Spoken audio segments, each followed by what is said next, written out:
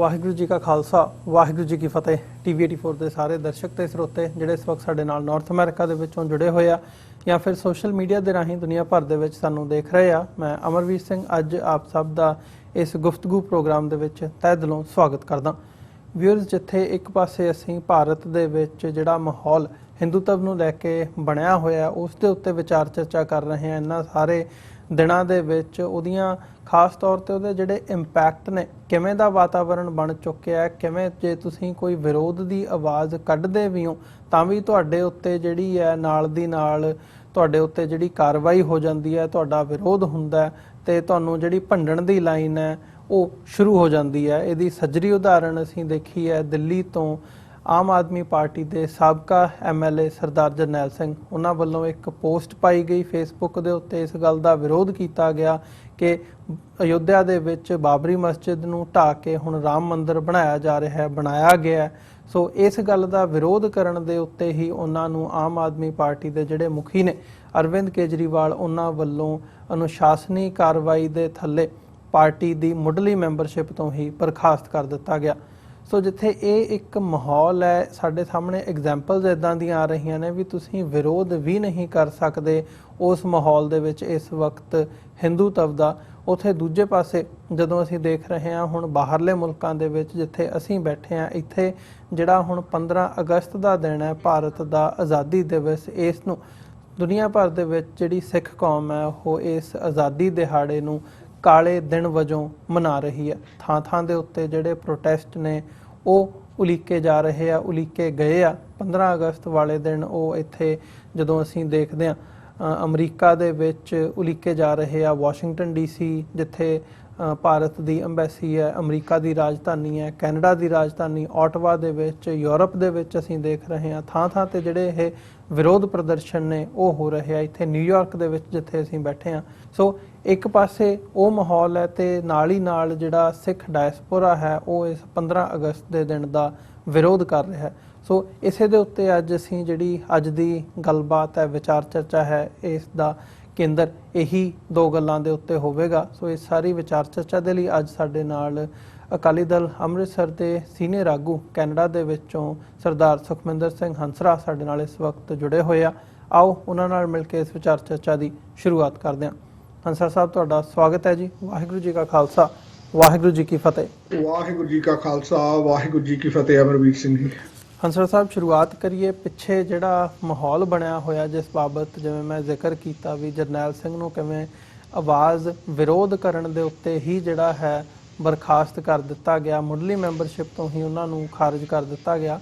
ਸੋ ਜਿਹੜਾ ਇਹ ਪਿੱਛੇ ਸਾਰਾ ਘਟਨਾਕ੍ਰਮ ਚੱਲ ਰਿਹਾ ਹੈ, ਕਿਵੇਂ ਦੇਖਦੇ ਹੋ ਇਹਨੂੰ? ਖਾਸ ਤੌਰ ਤੇ ਜਦੋਂ ਇਹਨੂੰ ਇਸ ਨਜ਼ਰੀਏ ਤੋਂ ਦੇਖਦੇ ਹਾਂ ਵੀ ਇੱਕ ਮਾਈਨੋਰਿਟੀ ਹੋਣ ਦੇ ਨਾਤੇ ਜੇ ਤੁਸੀਂ ਵਿਰੋਧ ਵੀ ਦਰਜ ਕਰਾਉਂਦੇ ਹੋ ਤੇ ਤਾਂ ਵੀ ਤੁਹਾਨੂੰ ਜਿਹੜਾ ਹੈ ਉਹਦਾ ਖਾਮਿਆਜ਼ਾ ਭੁਗਤਣਾ ਪੈਂਦਾ।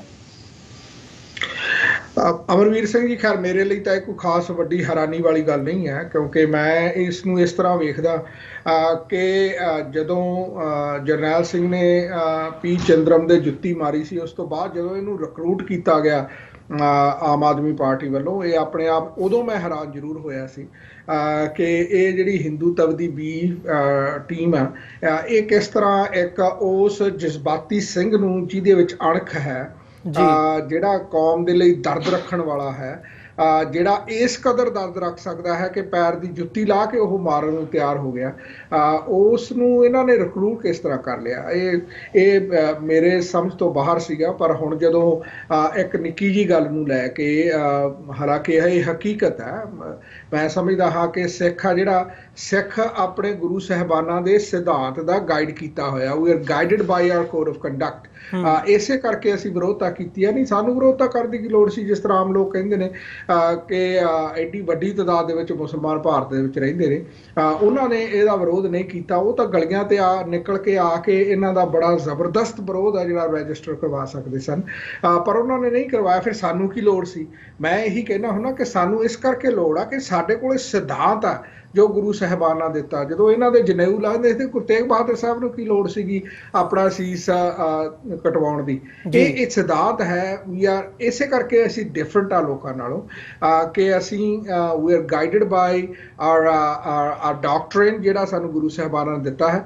ਸੋ ਜਰਨੈਲ ਸਿੰਘ ਨੇ ਲਿਟਰਲੀ ਉਹਦੇ ਉੱਤੇ ਪਹਿਰਾ ਦਿੰਦਿਆਂ ਇਸ ਰਾਮ ਮੰਦਿਰ, ਕਿਉਂਕਿ ਮੰਦਿਰ ਦਾ ਵਿਰੋਧ ਨਹੀਂ ਹੈ, ਮੈਂ ਇਸ ਚੀਜ਼ ਨੂੰ ਬੜੇ ਸਪਸ਼ਟ ਲਫ਼ਜ਼ਾਂ ਦੇ ਵਿੱਚ ਕਹਿ ਦਿਆਂ ਕਿ ਹੋਰ ਭਾਰਤ ਦੇ ਵਿੱਚ ਬੜੇ ਵੱਡੇ ਵੱਡੇ ਮੰਦਿਰ ਨੇ, ਕੈਨੇਡਾ ਅਮਰੀਕਾ ਦੇ ਵਿੱਚ ਵੱਡੇ ਵੱਡੇ ਮੰਦਿਰ ਨੇ, ਟੋਰਾਂਟੋ ਦੇ ਵਿੱਚ ਇੱਕ ਬੜਾ ਵੱਡਾ ਮੰਦਿਰ ਬਣਿਆ ਜਿਹਦੀ ਓਪਨਿੰਗ ਆ ਸਾਡੇ ਪ੍ਰਧਾਨ ਮੰਤਰੀ ਸਟੀਵਨ ਹਾਰਪਰ ਨੇ ਕੀਤੀ। ਬਹੁਤ ਸਾਰੇ ਸਿੱਖ ਵੀ ਉਹਨੂੰ ਵੇਖਣ, ਉਹਦਾ ਦਰਸ਼ਨ ਕਰਨ ਜਾਂਦੇ ਹਨ। ਸੋ ਮੰਦਿਰ ਦੀ ਵਿਰੋਧਤਾ ਨਹੀਂ ਹੈ, ਗੱਲ ਹੈ ਕਿ ਉੱਥੇ ਇੱਕ ਰੱਬ ਦਾ ਘਰ ਸੀ ਜਿਸ ਨੂੰ ਢਾਹ ਕੇ ਆਪਣੇ ਰੱਬ ਦਾ ਘਰ, ਇਹ ਸਿੱਖ ਸਿਧਾਂਤ ਦੇ ਬਿਲਕੁਲ ਉਲਟ ਹੈ ਤੇ ਇਸ ਕਰਕੇ ਇਹਦੇ ਖਿਲਾਫ ਸਿੱਖਾਂ ਨੇ ਆਵਾਜ਼ ਬੁਲੰਦ ਕੀਤੀ ਹੈ। 1992 ਵਿੱਚ ਸਰਦਾਰ ਸਿਮਰਨਜੀਤ ਸਿੰਘ ਮਾਨ ਨੇ ਆਪਣਾ ਕਾਫਲਾ ਲੈ ਕੇ ਪੰਜਾਬ ਤੋਂ ਯੂਪੀ ਨੂੰ ਤੁਰ ਪਏ ਸਨ ਕਿ ਤੁਸੀਂ ਬਾਬਰੀ ਮਸਜਿਦ ਕਿੱਦਾਂ ਢਾਹ ਸਕਦੇ ਹੋ, ਅਸੀਂ ਹਟਾਵਾਂਗੇ ਤੁਹਾਨੂੰ, ਤੇ ਉਹਨੂੰ ਯੂਪੀ ਦੇ ਬਾਰਡਰ ਤੇ ਸਾਰੇ ਕਾਫਲੇ ਨੂੰ ਅਰੈਸਟ ਕਰਕੇ ਹਿਰਾਸਤ ਵਿੱਚ ਲੈ ਲਿਆ ਸੀ। ਸੋ ਇਸ ਕਰਕੇ ਅਸੀਂ ਆਪਣੇ ਸਿਧਾਂਤਾਂ ਤੇ ਪਹਿਰਾ ਦਿੰਦਿਆਂ ਦਾ ਵਿਰੋਧ ਕਰ ਰਹੇ ਹਾਂ ਤੇ ਜਰਨੈਲ ਸਿੰਘ ਨੇ ਕੋਈ ਵੱਖਰਾ ਨਹੀਂ ਕੀਤਾ। ਜਰਨੈਲ ਸਿੰਘ ਨੇ ਉਸੇ ਤਰ੍ਹਾਂ ਹੀ ਕੀਤਾ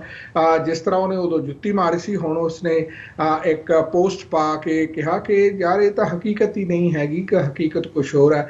ਤੇ ਉਹੀ ਕੰਮ ਜਿਹੜਾ ਫਿਰ ਹਨੂਮਾਨ ਦੇ ਚਲੀਸੇ ਕੱਟਣ ਵਾਲੇ ਉਹਦੇ ਆਗੂ ਨੇ ਜਿਹੜਾ ਅਸਲੀ ਹਿੰਦੂ ਤਵੀ ਚਿਹਰਾ ਹੈ ਆਪਣਾ, ਉਹ ਸਾਹਮਣੇ ਲੈ ਆਂਦਾ ਕਿ ਜਰਨੈਲ ਸਿੰਘ ਹੋਰਾਂ ਨੂੰ ਮੁੱਢਲੀ ਮੈਂਬਰਸ਼ਿਪ ਤੋਂ ਖਾਰਜ ਕਰ ਦਿੱਤਾ। ਇਹ ਕੋਈ ਕਾਰਨ ਦੱਸੋ, ਨੋਟਿਸ ਜਾਂ ਕੋਈ ਨਿੱਕੀ ਮੋਟੀ ਰੈਪਰੀਮੈਂਡ ਕਰ ਦੇਣਾ ਜਾਂ ਸੱਦ ਕੇ ਕਹਿਣਾ ਵੀ ਯਾਰ ਇਹੋ ਜਿਹੀ ਗੱਲ ਨਾ ਕਰੇ, ਸਾਨੂੰ ਪੋਲੀਟੀਕਲੀ ਠੀਕ ਨਹੀਂ ਲੱਗਦੀ। ਸੋ ਇਹੋ ਜਿਹੀ ਗੱਲ ਨਹੀਂ ਹੈ, ਬਲਕਿ ਮੁੱਢਲੀ ਮੈਂਬਰਸ਼ਿਪ ਤੋਂ ਛੇਕ ਦਿੱਤਾ ਕਿਉਂਕਿ ਮੈਸੇਜ ਦੇਣਾ ਚਾਹੁੰਦੇ ਆ ਕਿ ਸਾਡੇ ਵੀ ਖੇਮਿਆਂ ਦੇ ਵਿੱਚ, ਭਾਵੇਂ ਅਸੀਂ ਬੀਜੇਪੀ ਨਹੀਂ ਆ, ਸਾਡੇ ਵੀ ਖੇਮਿਆਂ ਦੇ ਵਿੱਚ ਅਗਰ ਹਿੰਦੂ ਤਵੀਆਂ ਦੇ ਕਿਸੇ ਵੀ ਪ੍ਰੋਜੈਕਟ ਦੇ ਖਿਲਾਫ ਤੁਸੀਂ ਬੋਲੋਗੇ ਤਾਂ ਤੁਸੀਂ ਇੱਥੇ ਟਿਕ ਨਹੀਂ ਸਕਦੇ। ਸੋ ਇਹ ਜਿਹੜਾ ਸੁਨੇਹਾ ਹੈ ਜਰਨੈਲ ਸਿੰਘ ਨੂੰ ਉੱਥੋਂ ਕੱਢਣ ਦਾ, ਜਰਨੈਲ ਸਿੰਘ ਦੀ ਮੈਂਬਰਸ਼ਿਪ ਖਾਰਜ ਕਰਨ ਦਾ, ਇਹ ਸੁਨੇਹਾ ਦੇਣ ਦੀ ਕੋਸ਼ਿਸ਼ ਕੀਤੀ ਹੈ। ਹੁਣ ਕਿਸੇ ਨੂੰ ਭੁਲੇਖਾ ਨਹੀਂ ਰਹਿ ਜਾਣਾ ਚਾਹੀਦਾ ਕਿ ਇਹ ਨਿਰੰਕਾਰੀ ਗੁਰੂ ਦੀ 365 ਫੁੱਟ ਉੱਚੀ ਕਿਉਂ ਬਣਾਉਣੀ ਚਾਹੁੰਦਾ ਸੀ ਉੱਥੇ ਮੂਰਤੀ ਪੰਜਾਬ ਦੇ ਵਿੱਚ, ਕਿਹੜੀ ਸੋਚ ਆ ਉਹਨਾਂ ਦੀ ਜਿਹੜੀ ਇਹਦੇ ਪਿੱਛੇ ਕੰਮ ਕਰਦੀ ਹੈ। ਸੋ ਮੈਂ ਸਮਝਦਾ ਹਾਂ ਕਿ ਇਹ ਸਮਾਂ ਆ ਗਿਆ, ਜਿਸ ਤਰ੍ਹਾਂ ਉਹ ਕਿਤੇ ਕਹਿੰਦੇ ਹੁੰਦੇ ਨੇ ਨਾ ਕਿ ये दौर भी देखा है तारीख की नज़रों ने, लम्हों ने खता की सदियों ने सजा पाई। ये सजा ਜਿਹੜੀ ਅਸੀਂ ਹੁਣ ਪਾ ਰਹੇ ਹਾਂ, ਇਹ ਸਾਡੇ 1947 ਦੀਆਂ ਕੀਤੀਆਂ ਹੋਈਆਂ ਗਲਤੀਆਂ ਜਿਹੜੀਆਂ ਸਾਡੇ ਸਾਹਮਣੇ ਆ ਰਹੀਆਂ ਨੇ, ਤੇ ਸਾਨੂੰ ਜਿਹੜਾ ਗੁਲਾਮੀ ਦਾ ਅਹਿਸਾਸ ਆ ਉਹ ਪੈਰ ਪੈਰ ਤੇ ਕਰਵਾਇਆ ਜਾ ਰਿਹਾ। ਜੀ ਹੰਸਰਾ ਸਾਹਿਬ, ਜੇ ਇਹ ਸਾਰੇ ਘਟਨਾਕ੍ਰਮ ਨੂੰ ਜਦੋਂ ਅਸੀਂ ਦੇਖਦੇ ਹਾਂ, ਹੁਣ ਜਿਵੇਂ 5 ਅਗਸਤ ਦਾ ਜਿਹੜਾ ਦਿਨ ਸੀ ਜਦੋਂ ਇਹ ਸਾਰੇ ਪਾਰਟ ਨੂੰ ਐਗਜ਼ੀਕਿਊਟ ਕੀਤਾ ਗਿਆ ਤੇ ਉੱਥੋਂ ਜਿਹੜਾ ਮੈਸੇਜ ਅਯੁੱਧਿਆ ਦੀ ਧਰਤੀ ਤੋਂ ਦਿੱਤਾ ਗਿਆ, ਉਹ ਕਿਸੇ ਦੀ ਵੀ ਸਪੀਚ ਤੁਸੀਂ ਸੁਣ ਲਓ, ਉਹ ਇਹੀ ਸੀ ਵੀ ਜਿਹੜਾ ਪਿੱਛੇ ਭਾਰਤ ਸੀ ਉਹ ਅਸੀਂ ਹੁਣ ਉਹਨੂੰ ਤਲਾਂਜਲੀ ਦੇ ਦਿੱਤੀ ਹੈ ਤੇ ਅਸੀਂ ਇੱਕ ਨਵੇਂ ਭਾਰਤ ਦਾ ਜਿਹੜਾ ਨੀਂਹ ਪੱਥਰ ਹੈ ਉਹ ਰੱਖ ਦਿੱਤਾ ਆ ਤੇ ਹੁਣ ਤੋਂ ਬਾਅਦ ਭਾਰਤ ਦੀ ਜਿਹੜੀ ਸਾਰੀ ਨੀਤੀ ਹੈ ਉਹ ਹਿੰਦੂਤਵ ਦੇ ਅਧੀਨ ਹੀ ਚੱਲੇਗੀ। ਸੋ ਇਹ ਜਿਹੜਾ ਇੱਕ ਮੈਸੇਜ ਹੈ ਘੱਟ ਗਿਣਤੀਆਂ ਦੇ ਲਈ, ਇਹਦੇ ਕੀ ਮਾਇਨੇ ਨੇ? ਆਉਣ ਵਾਲੇ ਸਮੇਂ ਦੇ ਵਿੱਚ ਅਸੀਂ ਕੀ ਐਕਸਪੈਕਟ ਕਰ ਸਕਦੇ ਹਾਂ ਇਸ ਸਾਰੇ ਥਾਟ ਤੋਂ ਜਾਂ ਇਸ ਸਾਰੇ ਜਿਹੜੇ ਇਹ ਅਮਲ ਜਾਂ ਜਿਹੜਾ ਇਹ ਘਟਨਾਕ੍ਰਮ ਚੱਲ ਰਿਹਾ ਹੈ? ਅਮਰਵੀਰ ਸਿੰਘ ਜੀ, 5 ਅਗਸਤ 2019 ਨੂੰ ਜਦੋਂ ਕਸ਼ਮੀਰ ਦੀ 370 ਅਤੇ 35A ਦੋਨੇ ਆਰਟੀਕਲ ਐਬਰੋਗੇਟ ਕੀਤੇ ਆ, ਇਹਦੀ ਸ਼ੁਰੂਆਤ ਉਦੋਂ ਹੀ ਹੋ ਚੁੱਕੀ ਸੀ। ਭਾਵੇਂ ਕਿ ਸ਼ੁਰੂਆਤ ਤਾਂ ਜਦੋਂ ਮੋਦੀ ਪਹਿਲੀ ਵਾਰ ਪ੍ਰਧਾਨ ਮੰਤਰੀ ਬਣਿਆ, ਜਾਂ ਫਿਰ ਉਸ ਤੋਂ ਵੀ ਜੇ ਬੈਕ ਪੈਡਲ ਕਰ ਲਈਏ ਜਦੋਂ ਗੁਜਰਾਤ ਦੇ ਵਿੱਚ 2000 ਦੇ ਕਰੀਬ ਮੁਸਲਮਾਨਾਂ ਦਾ ਜੈਨੋਸਾਈਡ ਕੀਤਾ, ਇਹ ਉਦੋਂ ਦੀ ਇਹ ਕਵਾਇਦ ਸ਼ੁਰੂ ਹੈ ਕਿ ਕਿਸ ਤਰ੍ਹਾਂ ਅਸੀਂ ਇਸ ਨੂੰ ਹਿੰਦੂ ਰਾਸ਼ਟਰ ਬਣਾਉਣਾ ਹੈ। ਇਹ ਮੈਨੂੰ ਨਹੀਂ ਪਤਾ ਕਿ ਵਿਦਨ ਡੈਮੋਕ੍ਰੇਸੀ ਇਹੋ ਜਿਹਾ ਜਿਹੜਾ ਰਾਜ ਸਿਰਜਣ ਦੀ ਗੱਲ ਇਹ ਕਰ ਰਹੇ ਹਨ, ਦੁਨੀਆ ਦੇ ਲੋਕ ਇਹਨੂੰ ਕਿਸ ਤਰ੍ਹਾਂ ਲੈਣਗੇ? ਭਾਵੇਂ ਕਿ ਅਜੇ ਤੱਕ ਦੁਨੀਆ ਦੇ ਲੋਕ ਲਿਟਰਲੀ ਮੂਕ ਦਰਸ਼ਕ ਬਣੇ ਹੋਏ ਨੇ ਇਹਨਾਂ ਦੀ ਜਿਹੜੀਆਂ ਇਹ ਕਾਰਵਾਈਆਂ, ਜਿਹੜੀਆਂ ਡੈਮੋਕ੍ਰੇਸੀ ਦੇ ਵਿੱਚ ਐਂਟੀ ਡੈਮੋਕ੍ਰੈਟਿਕ ਕਾਰਵਾਈਆਂ ਨੇ, ਉਹਨੂੰ ਵੇਖਦੇ ਆ ਰਹੇ ਲੋਕ ਚੁੱਪ ਨੇ। ਪਰ ਕਿਸ ਤਰ੍ਹਾਂ ਲੈਣਗੇ ਆਉਣ ਵਾਲੇ ਸਮੇਂ ਦੇ ਵਿੱਚ ਇਹ ਨਹੀਂ ਮੈਨੂੰ ਪਤਾ। 5 ਅਗਸਤ 2019 ਨੂੰ ਜਦੋਂ ਐਬਰੋਗੇਸ਼ਨ ਹੋਈ 370 ਅਤੇ 35A ਦੀ, ਇੱਕ ਸਟੇਟ ਆ ਕਸ਼ਮੀਰ 1948 ਦੇ ਵਿੱਚ ਉਹ ਡਿਕਲੇਅਰ ਹੋ ਗਈ ਹੈ ਕਿ ਡਿਸਪਿਊਟਡ ਲੈਂਡ ਆ ਇਹ। ਇਹਦਾ ਮਸਲਾ ਜਿਹੜਾ ਇਹ 1947 ਦੀ ਵੰਡ ਦੇ ਦੌਰਾਨ ਇਹ ਡਿਸਪਿਊਟ ਦੇ ਵਿੱਚ ਰਹਿ ਗਿਆ। ਯੂਨਾਈਟਿਡ ਨੇਸ਼ਨ ਦੇ ਵਿੱਚ ਮਤਾ ਪੈ ਗਿਆ ਕਿ ਇੱਥੇ ਪਲੈਬਸਾਈਡ ਕਰਵਾ ਕੇ ਇਸ ਡਿਸਪਿਊਟ ਨੂੰ ਹੱਲ ਕਰ ਲਿਆ ਜਾਏ। ਉਹ ਠੀਕ ਆ, ਉਹ ਬਾਈਂਡਿੰਗ ਨਹੀਂ ਸੀਗਾ। ਸੋ ਭਾਰਤ ਕਹਿੰਦਾ, ਨਹਿਰੂ ਕਹਿੰਦਾ ਵੀ ਠੀਕ ਆ ਜੀ, ਅਸੀਂ ਨਹੀਂ ਹਜੇ ਕਰਵਾਉਣਾ, ਅਸੀਂ ਇਹ ਮਸਲਾ ਹੱਲ ਕਰਾਂਗੇ। ਨੋ ਡਾਊਟ ਇਹਦੇ ਵਿੱਚ ਕੋਈ ਦੋਰਾਵਾ ਨਹੀਂ ਹੈ ਕਿ ਅਗਰ ਹੱਲ ਕਰਵਾ ਲੈਂਦੇ ਤਾਂ ਸ਼ਾਇਦ ਉਸ ਪਲੈਬਸਾਈਡ ਦੀ ਕਦੇ ਲੋੜ ਨਾ ਪੈਂਦੀ, ਪਰ ਅੱਜ 73 ਸਾਲਾਂ ਬਾਅਦ ਅਸੀਂ ਵੇਖ ਰਹੇ ਹਾਂ ਕਿ ਹੱਲ ਨਹੀਂ ਕੀਤਾ ਗਿਆ। ਇਸ ਮੈਟਰ ਫੈਕਟ 370 ਐਬਰੋਗੇਟ ਕਰਕੇ 35A ਐਬਰੋਗੇਟ ਕਰਕੇ ਉਹਨੂੰ ਜਿਹੜਾ ਸਟੇਟ ਦਾ ਦਰਜਾ ਦਿੱਤਾ ਹੋਇਆ ਉਹ ਵੀ ਖੋਲਿਆ, ਟੈਰੀਟੋਰੀ ਬਣਾਤੀ, 3 ਹਿੱਸਿਆਂ ਵਿੱਚ ਵੰਡਤਾ ਅਤੇ ਸਿੱਧਾ ਡਾਇਰੈਕਟ ਉਹ ਦਿੱਲੀ ਨੇ ਆਪਣੀ ਹਕੂਮਤ ਨੇ ਆਪਣੇ ਕੰਟਰੋਲ ਥੱਲੇ ਲੈ ਲਿਆ। ਇੱਥੋਂ ਪਤਾ ਲੱਗਦਾ ਕਿ ਇਹ ਜਿਹੜੀ ਸਰਕਾਰ ਸੀਗੀ ਇਸਨੇ ਕਿਸ ਤਰ੍ਹਾਂ ਲਿਟਰਲੀ ਥੋੜਾ ਥੋੜਾ ਕੰਟਰੋਲ ਗੇਨ ਕਰਦੇ ਆ। ਅਟਰੈਕਸ਼ਨ ਜਦੋਂ ਹੋਈ ਤਾਂ ਫਿਰ ਇਹਨਾਂ ਨੇ ਜਿਹੜਾ ਹਥੌੜਾ ਮਾਰ ਦਿੱਤਾ ਤੇ ਉਸ ਤੋਂ ਬਾਅਦ ਫਿਰ ਰਾਮ ਮੰਦਰ ਭੂਮੀ ਆ ਇਹ ਚਰਮ ਸੀਮਾ ਤੇ ਉਹਨਾਂ ਦੀ ਜਿਹੜੀ ਮੂਵਮੈਂਟ ਆ ਹੋ ਗਈ। ਭਾਵੇਂ ਕਿ ਇਹ ਵੀ ਗੱਲ ਸਹੀ ਹੈ ਕਿ ਰਾਜੀਵ ਗਾਂਧੀ ਤੇ ਬੂਟਾ ਸਿੰਘ ਜਦੋਂ ਗ੍ਰਹਿ ਮੰਤਰੀ ਸੀ ਉਸ ਵੇਲੇ ਇਸ ਬਾਬਰੀ ਮਸਜਿਦ ਦੇ ਤਾਲੇ ਖਲਵਾ ਕੇ ਇਹਦੇ ਵਿੱਚ ਪੂਜਾ ਸ਼ੁਰੂ ਕਰਵਾਈ ਗਈ ਸੀ। ਸੋ ਇਹਦਾ ਬੇਸਿਕਲੀ ਜਿਹੜਾ ਅਸਲੀ ਇਹਦਾ ਨੀਂਹ ਪੱਥਰ ਆ ਉਹ ਰਾਜੀਵ ਗਾਂਧੀ ਨੇ ਰੱਖਿਆ ਸੀ। So it's not Congress, it's not BJP, it's not Aam Aadmi Party. ਇਹ ਹਿੰਦੂ ਤਵੀਆਂ ਦਾ ਏਜੰਡਾ ਸੀ, ਨਾਗਪੁਰੀਆਂ ਦਾ ਏਜੰਡਾ ਸੀਗਾ ਜਿਹੜਾ ਕਿ ਇਹਨਾਂ ਦੀਆਂ ਵੱਖ-ਵੱਖ ਪਾਰਟੀਆਂ ਜਿਹੜੀਆਂ ਇਹਨਾਂ ਦੇ ਥਰੂ ਉਹਨਾਂ ਨੇ ਲਾਗੂ ਕੀਤਾ। ਤੇ ਮੈਂ ਵੀ ਉਸ ਦਿਨ 5 ਅਗਸਤ 2020 ਨੂੰ ਜਦੋਂ ਇਹ ਲੈਂਡ ਬ੍ਰੇਕਿੰਗ ਸੈਰੇਮਨੀ ਹੋਈ ਉਹ ਸਾਰਾ ਇਵੈਂਟ ਆ ਜਿਹੜਾ ਉਹ ਇਹਨਾਂ ਦੇ ਟੈਲੀਵਿਜ਼ਨ ਚੈਨਲਾਂ 'ਤੇ ਸਾਰੀ ਰਾਤ ਬੈਠ ਕੇ ਵੇਖਿਆ। ਤੇ ਉੱਥੇ ਯੈਸ, ਜਿਸ ਤਰ੍ਹਾਂ ਤੁਸੀਂ ਓਪਨਿੰਗ ਦੇ ਵਿੱਚ ਕਿਹਾ ਕਿ ਜਿਹੜੀਆਂ ਉੱਥੇ ਸਪੀਚਸ ਹੋਈਆਂ ਜਾਂ ਜਿਹੜੇ ਵਿਚਾਰ ਵਿਅਕਤ ਕੀਤੇ ਗਏ ਉਹਨਾਂ ਦੇ ਵਿੱਚ ਇਹ ਗੱਲ ਬਿਲਕੁਲ ਸਪਸ਼ਟ ਤੌਰ 'ਤੇ ਸੀ। ਇੱਕ ਤਾਂ ਬਾਰ-ਬਾਰ ਸਕਰੀਨ 'ਤੇ ਆ ਰਿਹਾ ਸੀ ਕਿ ਸਾਡੀ 500 ਸਾਲ ਦੀ ਜਿਹੜੀ ਅਰਦਾਸ ਹੈ ਉਹ ਪੂਰੀ ਹੋ ਗਈ ਹੈ, ਰਾਮਾ ਜੀ ਨੂੰ ਆਪਣਾ ਸਥਾਨ ਮਿਲ ਗਿਆ ਹੈ। ਤੇ ਦੂਸਰੀ ਗੱਲ ਉਹ ਬਾਰ-ਬਾਰ ਕਹਿ ਰਹੇ ਸੀ ਕਿ ਜਿਹੜਾ ਹਿੰਦੂ ਰਾਸ਼ਟਰ ਹੈ ਉਸ ਦਾ ਅੱਜ ਆਗਾਜ਼ ਹੋ ਗਿਆ, ਉਸ ਦੀ ਸ਼ੁਰੂਆਤ ਹੋ ਗਈ ਹੈ। ਇਹ ਗੱਲਾਂ ਜਿਹੜੀਆਂ ਹਨ ਇਹਨੂੰ ਕਾਂਗਰਸ ਨੇ ਵੀ, ਇਹਨੂੰ ਆਮ ਆਦਮੀ ਪਾਰਟੀ ਨੇ ਵੀ, ਇਹਨੂੰ ਆਫ ਕੋਰਸ BJP ਤਾਂ ਉੱਥੇ ਬੈਠੀ ਹੋਈ ਸੀ, ਉਹਨਾਂ ਸਾਰਿਆਂ ਨੇ ਐਂਡੋਰਸ ਵੀ ਕੀਤਾ। ਪ੍ਰਿਯੰਕਾ ਗਾਂਧੀ ਵਰਗੀਆਂ ਜੈ ਸ਼੍ਰੀ ਰਾਮ ਦੇ ਨਾਅਰੇ ਮਾਰ ਰਹੀਆਂ ਸਨ ਆਪਣੇ ਗਲ ਦੇ ਵਿੱਚ ਭਗਵਾ ਸਕਾਰਫ ਪਾ ਕੇ। ਸੋ ਇਹ ਗੱਲਾਂ ਸਾਰੀਆਂ ਜਿਹੜੀਆਂ ਹਨ ਇਹ it's bad news for democracy, it's bad news for minorities. ਖਾਸ ਕਰਕੇ ਜਿਹੜਾ ਹੁਣ ਸੰਵਿਧਾਨ ਅਮਰਵੀਰ ਸਿੰਘ ਜੀ ਕਿਸੇ ਨਾ ਕਿਸੇ ਸੂਰਤ ਦੇ ਵਿੱਚ ਸਾਹਮਣੇ ਆ ਰਿਹਾ ਹੈ, ਆਪ ਹੀ ਉਹ ਸ਼ਾਇਦ ਉਹਨੂੰ ਲੀਕ ਕਰ ਰਹੇ ਨੇ ਤਾਂ ਕਿ ਲੋਕਾਂ ਨੂੰ ਥੋੜਾ ਪਤਾ ਲੱਗ ਜਾਵੇ ਕਿ ਉਹਨਾਂ ਨੇ ਜਿਹੜੀ ਸਿਟੀਜ਼ਨਸ਼ਿਪ ਆ ਉਹ ਇਸ ਹਿੰਦੂ ਰਾਸ਼ਟਰ ਦੇ ਵਿੱਚ 4 ਹਿੱਸਿਆਂ ਦੇ ਵਿੱਚ ਵੰਡ ਦਿੱਤੀ ਹੈ। ਤੇ ਸਭ ਤੋਂ ਪਹਿਲਾ ਹਿੱਸਾ ਜਿਹੜਾ ਉਹਦੇ ਵਿੱਚ ਇਹ ਬ੍ਰਾਹਮਣ ਆ ਜਿਹੜੇ ਉਹ ਇਹਦੇ ਫਰਸਟ ਕੈਟਾਗਰੀ ਦੇ ਸਿਟੀਜ਼ਨਸ ਹੋਣਗੇ ਜਿਨ੍ਹਾਂ ਨੂੰ ਸਾਰੇ ਰਾਈਟਸ ਹੋਣਗੇ, ਹੋਰ ਕਿਸੇ ਨੂੰ ਕੋਈ ਰਾਈਟ ਨਹੀਂ ਹੋਏਗਾ। ਤੇ ਸਿੱਖਾਂ ਨੂੰ, ਮੁਸਲਮਾਨਾਂ ਨੂੰ, ਈਸਾਈਆਂ ਨੂੰ, ਮੂਲ ਨਿਵਾਸੀਆਂ, ਇਹਨਾਂ ਸਾਰਿਆਂ ਨੂੰ ਉਹਨਾਂ ਨੇ ਚੌਥੇ ਕੈਟਾਗਰੀ ਦੇ ਵਿੱਚ ਰੱਖਿਆ ਹੋਇਆ। ਭਾਵ ਤੁਸੀਂ ਪੀਅਰ ਬਣ ਸਕਦੇ ਹੋ, ਤੁਸੀਂ ਚਪੜਾਸੀ ਬਣ ਸਕਦੇ ਹੋ, ਤੁਸੀਂ ਆਟੋ ਰਿਕਸ਼ੇ ਚਲਾ ਸਕਦੇ ਹੋ, ਟਰੱਕ ਚਲਾ ਸਕਦੇ ਹੋ, ਤੁਸੀਂ ਮਾੜੀਆਂ ਮੋਟੀਆਂ ਕਲਰਕ ਦੀਆਂ ਜੋਬੀਆਂ ਕਰ ਸਕਦੇ ਹੋ, ਸਕੂਲਾਂ ਦੇ ਵਿੱਚ, ਪ੍ਰਾਇਮਰੀ ਸਕੂਲਾਂ 'ਚ ਮਾੜੇ ਮੋਟੇ ਟੀਚਰ ਜਾਂ ਘਾਟੀ ਮਾਰਨ ਵਾਲੇ ਉਹੋ ਜਿਹੀਆਂ ਨੌਕਰੀਆਂ ਲੈ ਸਕਦੇ ਹੋ। ਇਸ ਤੋਂ ਇਲਾਵਾ ਤੁਹਾਡਾ ਜਿਹੜਾ ਹੋਰ ਤਾਂ ਤੁਸੀਂ ਕੋਈ ਨੌਕਰੀ ਨਹੀਂ ਕਰ ਸਕਦੇ। ਸੋ ਐਸਕ ਲੈਵਲ ਦੀ ਜਿਹੜੀ ਵਿਉਂਤਬੰਦੀ ਆ ਉਹ ਸਾਹਮਣੇ ਆ ਰਹੀ ਹੈ। ਮੈਂ ਸਮਝਦਾ ਹਾਂ ਕਿ ਸਿੱਖ ਖਾਸ ਕਰਕੇ ਇਸ ਲੈਵਲ ਤੇ ਆਪਣੇ ਗੁਰੂ ਤੋਂ ਗਾਈਡੈਂਸ ਲੈ ਕੇ ਆਪਣੇ ਧਰਮ ਤੋਂ ਸ਼ਕਤੀ ਲੈ ਕੇ ਇਹਨਾਂ ਦੇ ਸਾਹਮਣੇ ਖੜੇ ਹੋਣ ਦੀ ਸਮਰੱਥਾ ਰੱਖਦੇ ਨੇ। ਅਤੇ ਜਿਹੜਾ 4-5 ਮਿਲੀਅਨ ਡਾਇਸਪੋਰ ਸਿੱਖ ਆ ਉਹ ਇਸ ਵਕਤ ਜੋ ਗੱਲ ਕਹਿੰਦਾ ਹੈ ਉਹ ਦੁਨੀਆ ਤੇ ਸੁਣੀ ਜਾਂਦੀ ਹੈ, ਕਿਉਂਕਿ ਲਿਟਰਲੀ ਸਾਡੀ ਜਿਹੜੀ ਆਵਾਜ਼ ਹੈ ਉਹ ਕਿਸੇ ਨਾ ਕਿਸੇ ਢੰਗ ਦੇ ਨਾਲ ਹੁਣ ਇੱਕ ਸੁਰ ਦੇ ਵਿੱਚ ਆਪਣੇ ਆਪ ਹੀ ਗੁਰੂ ਨੇ ਬਖਸ਼ਿਸ਼ ਕੀਤੀ ਹੈ ਕਿ ਉਹ ਇੱਕ ਸੁਰ ਦੇ ਵਿੱਚ ਹੋ ਗਈ ਹੈ। ਜਿਸ ਤਰ੍ਹਾਂ ਸਿੱਖਾਂ ਨੇ ਕਿਹਾ ਕਿ ਅਸੀਂ ਇਸ ਲੈਂਡ ਬ੍ਰੇਕਿੰਗ ਸੈਰੇਮਨੀ ਦੇ ਵਿੱਚ, ਜਿਹਨੂੰ ਭੂਮੀ ਪੂਜਨ ਕਹਿੰਦੇ ਨੇ, ਉਹਦੇ ਵਿੱਚ ਸ਼ਾਮਲ ਨਹੀਂ ਹੋਣਾ। ਕੋਈ ਵੀ ਸਿੱਖ ਸ਼ਾਮਲ ਨਾ ਹੋਵੇ, ਚਾਹੇ ਉਹ BJP ਵਾਲੇ ਸੀ ਪੰਜਾਬ ਦੇ ਲੀਡਰ, ਚਾਹੇ ਉਹ ਅਕਾਲੀਆਂ ਦੇ ਲੀਡਰ ਸੀਗੇ, ਚਾਹੇ ਉਹ ਹੋਰ ਆਮ ਆਦਮੀ ਪਾਰਟੀ, ਕੋਈ ਵੀ ਸਿੱਖ ਉਹਦੇ ਵਿੱਚ ਸ਼ਾਮਲ ਨਹੀਂ ਹੋਇਆ। ਸੋ ਇਹ ਆਪਣੇ ਆਪ ਦੇ ਵਿੱਚ ਮੈਂ ਸਮਝਦਾ ਹਾਂ ਕਿ ਵਿਦੇਸ਼ਾਂ ਦਾ ਜੋ ਸਿੱਖ ਆ ਉਹਦੇ ਇਨਫਲੂਐਂਸ ਦੀ ਇੱਕ ਜਿਉਂਦੀ ਜਾਗਦੀ ਤਸਵੀਰ ਹੈ। ਜੀ ਹੰਸਰਾ ਸਾਹਿਬ, ਬਿਲਕੁਲ।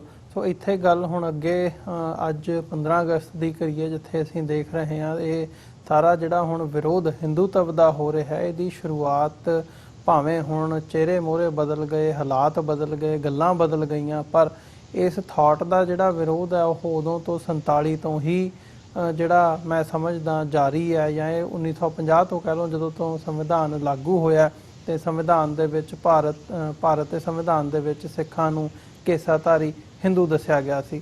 ਕਿੰਨੇ ਦੌਰ ਆਏ, ਕਿੰਨੇ ਗਏ, ਪਰ 15 ਅਗਸਤ ਸਿੱਖਾਂ ਦੇ ਲਈ ਕਾਲਾ ਦਿਨ ਰਿਹਾ।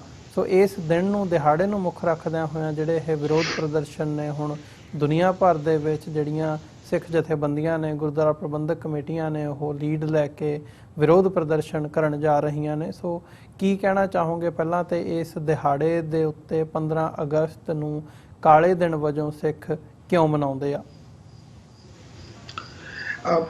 ਭਾਵੇਂ ਕਿ ਸਿੰਬੋਲਿਕ ਤੌਰ ਤੇ ਉੱਤੇ ਤਾਂ ਇਹ ਜਿਹੜਾ ਆਜ਼ਾਦੀ ਹੈ ਇਹਨੂੰ ਕਦੇ ਨਾ ਤਾਂ ਸਿੱਖਾਂ ਨੇ ਸਵੀਕਾਰ ਕੀਤਾ ਹੀ ਹੈ ਤੇ ਨਾ ਕਦੇ ਪਿਛਲੇ 72-73 ਸਾਲਾਂ ਦੇ ਵਿੱਚ ਕੋਈ ਇੱਕ ਇਹੋ ਜਿਹਾ ਪਲ ਵੀ ਹੋਏਗਾ ਜਦੋਂ ਸਿੱਖਾਂ ਨੇ ਇਹ ਮਹਿਸੂਸ ਕੀਤਾ ਹੋਏ ਕਿ ਅਸੀਂ ਇਸ ਮੁਲਕ ਦੇ ਵਿੱਚ ਆਜ਼ਾਦ ਹਾਂ। ਸੋ ਇਸ ਕਰਕੇ ਆਜ਼ਾਦੀ ਦਾ ਤਾਂ ਕੋਈ ਮਤਲਬ ਹੀ ਨਹੀਂ ਸੀਗਾ। ਇਹ ਜ਼ਰੂਰ ਹੈ ਕਿ ਇਸ ਆਜ਼ਾਦੀ ਦਾ ਵਿਰੋਧ ਕਿਸ ਲੈਵਲ ਦਾ ਕਰਨਾ ਹੈ। ਇਹ ਸਮੇਂ ਦਰ ਸਮੇਂ ਇਹਦੇ ਵਿੱਚ ਤਬਦੀਲੀਆਂ ਆਉਂਦੀਆਂ ਰਹੀਆਂ ਨੇ। ਕਿਤੇ ਮੱਠਾ ਵਿਰੋਧ ਹੋਇਆ, ਕਿਤੇ ਬਹੁਤ ਤਿੱਖਾ ਵਿਰੋਧ ਹੋਇਆ, ਪਰ ਹੁਣ ਜਿਹੜਾ ਮਾਹੌਲ ਸਿਰਜਿਆ ਜਾ ਚੁੱਕਿਆ ਹੈ ਉਹਦੇ ਨਾਲ ਸਿੱਖਾਂ ਦੇ ਕੋਲੇ ਲਿਟਰਲੀ ਕੋਈ ਆਪਸ਼ਨ ਬਚੀ ਨਹੀਂ ਹੈ। ਇਸ ਕਰਕੇ ਅੱਜ ਸਾਡਾ ਸਿਰਫ ਵਿਰੋਧ ਕਰਨਾ ਹੀ ਨਹੀਂ, ਸਿਰਫ ਇਹੀ ਕਹਿ ਦੇਣਾ ਨਫ ਨਹੀਂ ਕਿ ਇਹ ਕਾਲਾ ਦਿਨ ਹੈ। ਇਹ ਤਾਂ ਬਿਲਕੁਲ ਸਹੀ ਗੱਲ ਆ ਕਿ ਅਸੀਂ ਇਸ ਆਜ਼ਾਦੀ ਨੂੰ ਡੀ ਅਨਾਊਂਸ ਕਰ ਰਹੇ ਹਾਂ। 1947 ਦੇ ਵਿੱਚ ਇਹ ਸੋਰਟ ਆਫ ਅਖੌਤੀ ਆਜ਼ਾਦੀ ਆਈ ਤੇ ਲਿਟਰਲੀ ਥੋੜੇ ਚਿਰਾਂ ਬਾਅਦ ਹੀ ਸਰਦਾਰ ਕਪੂਰ ਸਿੰਘ ਨੇ ਸਿੱਖਾਂ ਨੂੰ ਦੱਸ ਦਿੱਤਾ ਕਿ ਤੁਹਾਨੂੰ ਤਾਂ ਇਹ ਕ੍ਰਿਮੀਨਲ ਟ੍ਰਾਈਬਸ ਭਾਵ ਜਰਾਇਮ ਪੇਸ਼ਾ ਕੌਮ ਮੰਨਦੇ ਹਨ, ਇਹਨਾਂ ਦੇ ਸਰਕੂਲੇਟ ਬਾਹਰ ਨਿਕਲੇ ਨੇ ਕਿ ਇਹਨਾਂ ਨੂੰ ਨਿੱਕੀਆਂ ਮੋਟੀਆਂ ਜੋਬਾਂ ਦੇ ਕੇ ਰਜਾਈ ਰੱਖੋ, ਇਹਨਾਂ ਨੂੰ ਕੋਈ ਵੱਡੀ ਜੋਬ ਸਰਕਾਰ ਦੇ ਵਿੱਚ ਨਾ ਦਿੱਤੀ ਜਾਏ। ਇਸ ਲੈਵਲ ਦਾ ਜਿਹੜਾ ਅਹਿਸਾਸ ਆ ਉਹ ਸਾਨੂੰ ਉਦੋਂ ਹੀ ਕਰਵਾ ਦਿੱਤਾ ਗਿਆ ਸੀ ਤੇ ਉਦੋਂ ਹੀ ਸਾਨੂੰ ਆਪਣੀ ਗਲਤੀ ਦਾ ਅਹਿਸਾਸ ਹੋ ਗਿਆ ਸੀ। ਪਰ ਹਰ ਇੱਕ ਚੀਜ਼ ਆ ਉਹਨੂੰ ਰੈਜ਼ੋਨੇਟ ਹੋਣ ਦੀ ਖਾਤਰ ਕਈ ਵਾਰ ਥੋੜਾ ਜਿਹਾ ਵਕਤ ਜ਼ਰੂਰ ਲੱਗ ਜਾਂਦਾ ਹੈ ਤੇ ਸਿੱਖਾਂ ਨੇ ਚਿੰਤਕ ਸਿੱਖਾਂ ਨੇ ਜਿਹੜੇ ਇਸ ਲੈਵਲ ਦੀ ਸੋਝੀ ਰੱਖਦੇ ਸਨ, ਉਹਨਾਂ ਨੇ ਮਹਿਸੂਸ ਕਰ ਲਿਆ ਸੀ ਕਿ ਅਸੀਂ ਗੁਲਾਮ ਹੋ ਗਏ ਆ ਇੱਕ ਵਾਰੀ ਫੇਰ। ਅਸੀਂ ਪਹਿਲਾਂ ਖਾਲਸਾ ਰਾਜ ਗਵਾਇਆ, ਅਸੀਂ ਗੋਰਿਆਂ ਦੇ ਗੁਲਾਮ ਹੋਏ।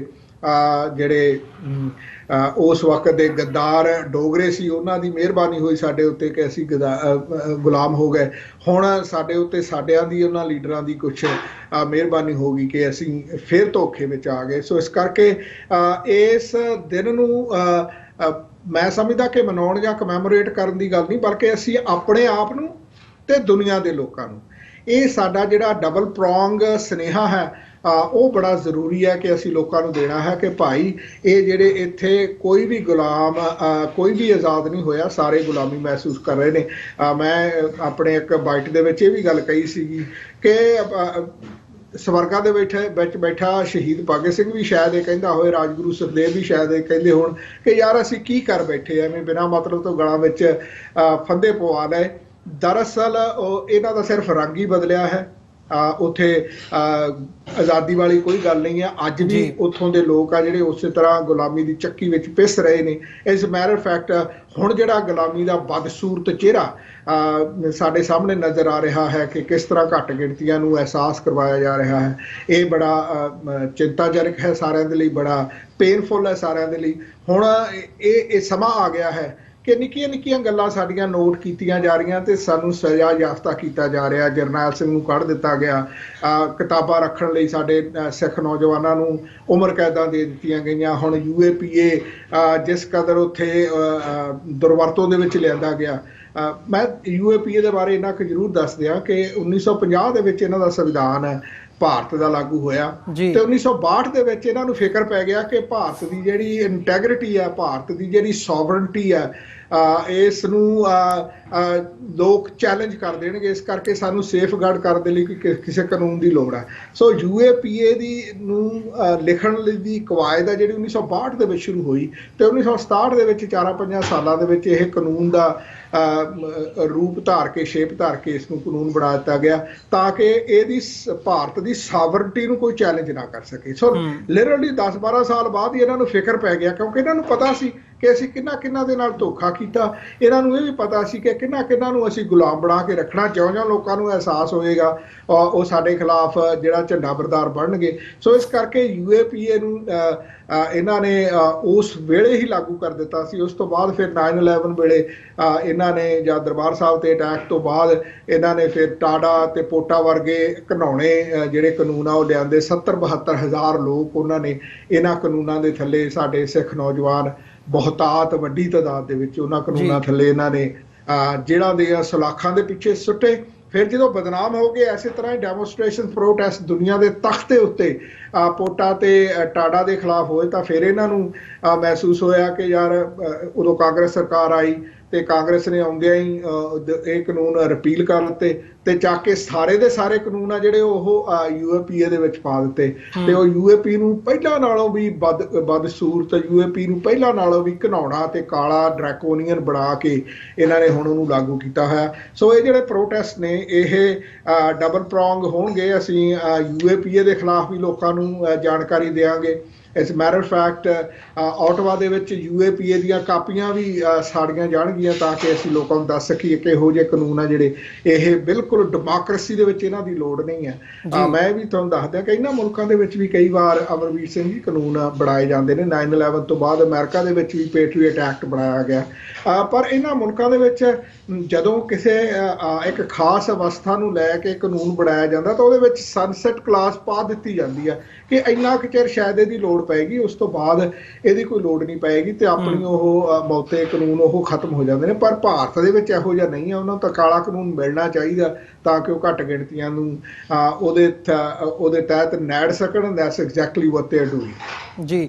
ਤੇ ਹੰਸਲ ਸਾਹਿਬ, ਜਦੋਂ ਅਸੀਂ ਇਸ ਸਾਰੇ ਨੂੰ ਦੇਖ ਰਹੇ ਹਾਂ, ਸਿੱਖ ਹਮੇਸ਼ਾ ਹੀ ਹਰ ਸਾਲ 15 ਅਗਸਤ ਦੇ ਦਿਨ ਦਾ ਵਿਰੋਧ ਕਰਦੇ ਆ, ਆਪਣਾ ਵਿਰੋਧ ਪ੍ਰੋਟੈਸਟ ਜਿਹੜਾ ਹੈ ਉਹ ਜ਼ਾਹਰ ਕਰਦੇ ਆ। ਪਰ ਇਸ ਵਕਤ ਹਾਲਾਤ ਜਾਂ ਸਥਿਤੀ ਕੁਝ ਵੱਖਰੀ ਨਜ਼ਰ ਆ ਰਹੀ ਹੈ ਕਿਉਂਕਿ ਜਿਹੜੀਆਂ ਹਿੰਦੂਤਵਾਦ ਦੀ ਇਹ ਆਈਡੀਓਲੋਜੀ ਇਸ ਵਕਤ ਸਿਰ ਚੜ੍ਹ ਕੇ ਬੋਲ ਰਹੀ ਹੈ ਹਾਕਮਾਂ ਦੇ ਵੀ ਤੇ ਉਹਨਾਂ ਦੇ ਜਿਹੜੇ ਥੱਲੇ ਕਰਿੰਦੇ ਨੇ ਉਹਨਾਂ ਦੇ ਸਿਰ ਦੇ ਉੱਤੇ ਵੀ।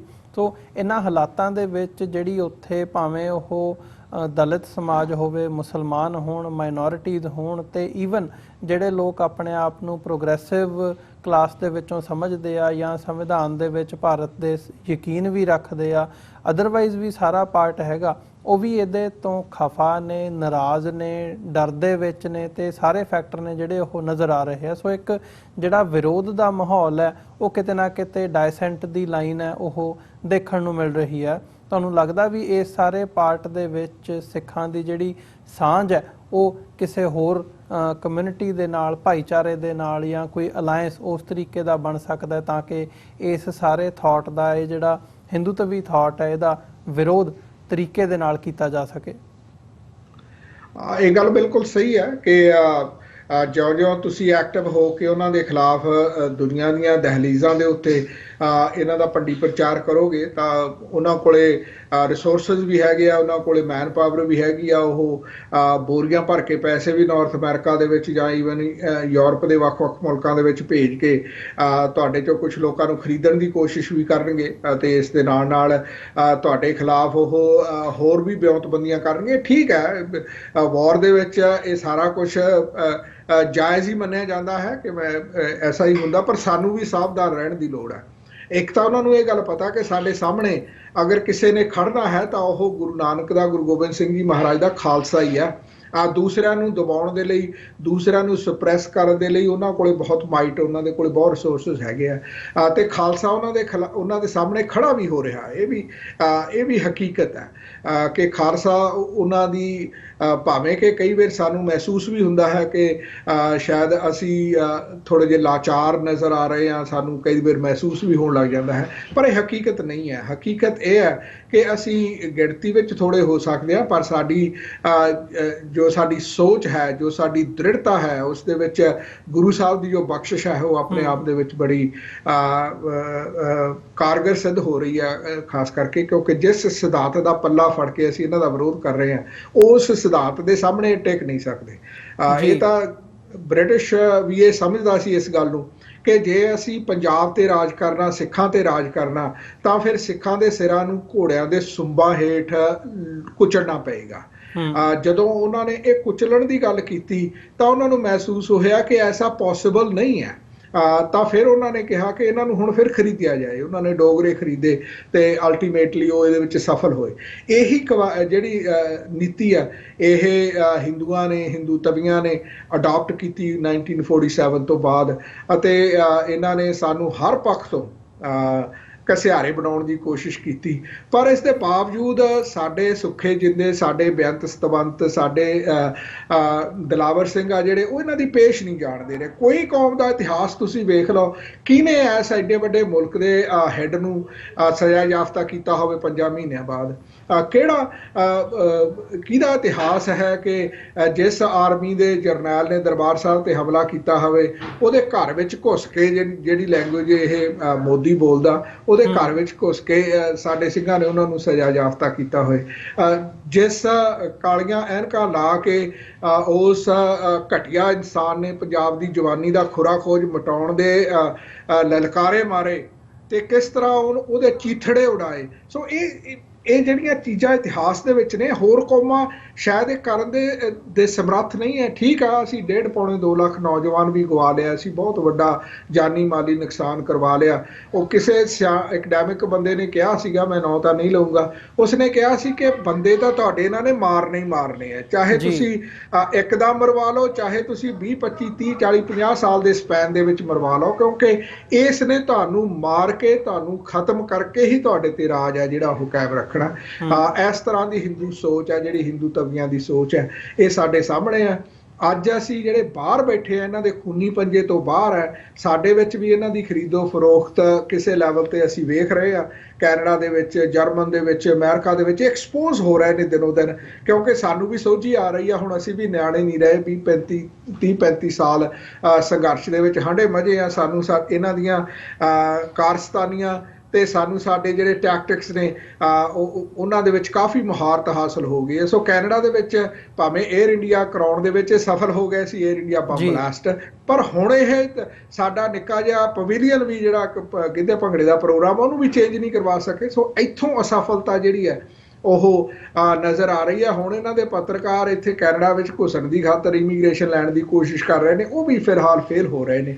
ਸੋ ਮੈਂ ਸਮਝਦਾ ਹਾਂ ਕਿ ਇਹ ਜੋ 15 ਅਗਸਤ ਦਾ ਪ੍ਰੋਟੈਸਟ ਹੈ, ਇਹ ਆਪਣੇ ਆਪ ਦੇ ਵਿੱਚ ਇੱਕ ਮੀਲ ਪੱਥਰ ਸਿੱਧ ਹੋਏਗਾ, ਕਿਉਂਕਿ ਅਸੀਂ ਇਹਦੇ ਦੌਰਾਨ ਦੇਖੋ ਵਾਸ਼ਿੰਗਟਨ 'ਚ, ਨਿਊਯਾਰਕ 'ਚ, ਸੈਨ ਫਰਾਂਸਿਸਕੋ 'ਚ, ਲੰਡਨ 'ਚ, ਜਰਮਨ 'ਚ, ਫਰਾਂਸ 'ਚ, ਵੈਨਕੂਵਰ, ਟੋਰਾਂਟੋ, ਇਹ ਸਾਰਿਆਂ ਨੇ ਕਿਸੇ ਨਾਲ ਸਲਾਹ ਨਹੀਂ ਕੀਤੀ, ਬਲਕਿ ਇੱਕੋ ਹੀ ਸੁਨੇਹਾ, ਇੱਕੋ ਹੀ ਦਿਨ, ਇੱਕੋ ਹੀ ਸਮੇਂ ਸਾਰਿਆਂ ਥਾਵਾਂ ਤੋਂ ਜਦੋਂ ਜਾ ਰਿਹਾ ਹੈ, ਇਹਦਾ ਇੰਪੈਕਟ ਹੈ ਜਿਹੜਾ ਉਹ ਇੰਟਰਨੈਸ਼ਨਲ ਲੈਵਲ ਤੇ ਇੰਟਰਨੈਸ਼ਨਲ ਕਮਿਊਨਿਟੀਜ਼ ਦੇ ਉੱਤੇ, ਤੇ ਆਫ ਕੋਰਸ ਸਾਡੇ ਜਿਹੜੇ ਪੰਜਾਬ ਦੇ ਵਿੱਚ ਸ਼੍ਰੋਮਣੀ ਅਕਾਲੀ ਦਲ ਅੰਮ੍ਰਿਤਸਰ, ਦਲ ਖਾਲਸਾ ਅਤੇ ਦੂਸਰੇ ਅਕਾਲੀ ਦਲ, ਉਹਨਾਂ ਦੇ ਨਾਲ ਰਲ ਕੇ ਜਿਹੜੇ ਪੰਥਕ ਸਫਾ ਵਾਲੇ ਅਕਾਲੀ ਦਲ ਨੇ, ਉਹ ਵੀ ਸੇਮ ਹੀ ਸੁਨੇਹਾ ਲੈ ਕੇ ਜਾ ਰਹੇ ਨੇ ਕਿ ਪੰਜਾਬ ਇਹ 15 ਅਗਸਤ ਤੇ ਕਾਲਾ ਦਿਨ ਹੈ। ਉਹ ਵੀ ਪ੍ਰੋਟੈਸਟ ਹਰ ਜ਼ਿਲ੍ਹੇ ਵਿੱਚ ਕਰ ਰਹੇ ਨੇ। ਸੋ ਇਹ ਇੱਕ ਬਹੁਤ ਜਿਹੜਾ ਸਫਲ ਕਾਰਨਾਮਾ ਹੋਏਗਾ 15 ਅਗਸਤ ਦਾ। ਤੇ ਅਸੀਂ ਵੀ ਟੋਰਾਂਟੋ ਤੋਂ, ਮੌਂਟਰੀਅਲ ਤੋਂ, ਆਟਵੇ ਤੋਂ ਸਾਰੇ ਚੱਲ ਕੇ, ਡਿਸਪਾਈਟ COVID-19,